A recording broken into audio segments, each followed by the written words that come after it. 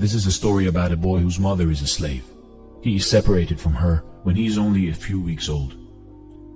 After that, his grandmother takes care of him. When he is 6, his grandmother takes him to the plantation to work and leaves him there intentionally. He never recovers from this betrayal of abandonment. Later on, he's sent to work for a ship carpenter by his master.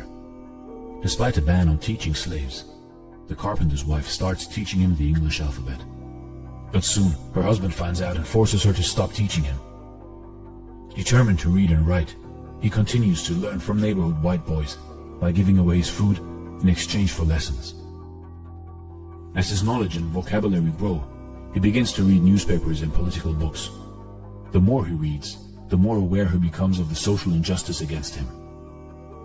One day he buys a copy of the Colombian Orator, a popular school book, which helps him to understand the power of spoken and written words. He learns that educating his people is the key to fight against social injustice. So he starts holding church services to teach other slaves how to read and write. His weekly services grow in popularity, with over 40 slaves attending. But soon, angry slave owners shut down his class. He gets sold to a new master. His new master is a monster in form of a human being. He enjoys whipping his slaves who won't follow orders. Our hero endures this brutal whipping for about 6 months, until he can't take it anymore, and one day he fights back. The fight between him and the brutal master lasts for 2 hours, and eventually the master surrenders. On that day, he restores his sense of self-worth, and he vows to never let anyone beat him again. At the age of 20, after 2 unsuccessful attempts, he finally escapes from slavery by impersonating a sailor and flees to the north. To continue fighting against injustice against his people, he decides to spread his knowledge and wisdom.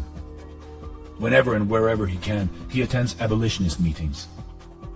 In 1841, after attending an abolitionist convention, he takes the opportunity to become a lecturer for the Massachusetts Anti-Slavery Society. This leads him to public speaking and writing. Soon, he starts writing and publishing books on slavery and founds an anti-slavery newspaper titled The North Star. A lot of white people aren't happy and don't want to let him do these things. And one day, while participating in a lecturing tour, he's chased and beaten by an angry mob before being rescued by a local family. But he's determined to continue fighting his fight against injustice. In addition to abolition, he also participates in the first Women's Rights Convention. Soon Frederick Douglass is recognized internationally as a human rights leader fighting against the slavery system and standing in for women's rights. He goes on to become a trusted advisor of President Lincoln. He advises the president on the treatment of black soldiers and urges him to give all black men and women the right to vote. In 1863, President Lincoln declares the freedom of all slaves. Douglass becomes the first African-American citizen to hold a high U.S. government rank. He is also the first black person to receive a vice presidential nomination, although he did not campaign for the office. He keeps on inspiring people to use the power of education to effect positive change in themselves and society. His words will inspire future presidents and inspire those who will fight for justice after him. Frederick's journey teaches us to never give up in the face of adversity. Frederick Douglass once famously said, "If there is no struggle, there is no progress." Those who profess to favor freedom and yet depreciate agitation are men who want crop without plowing up the ground. They want rain without thunder and lightning. They want the ocean without the awful roars of its many waters.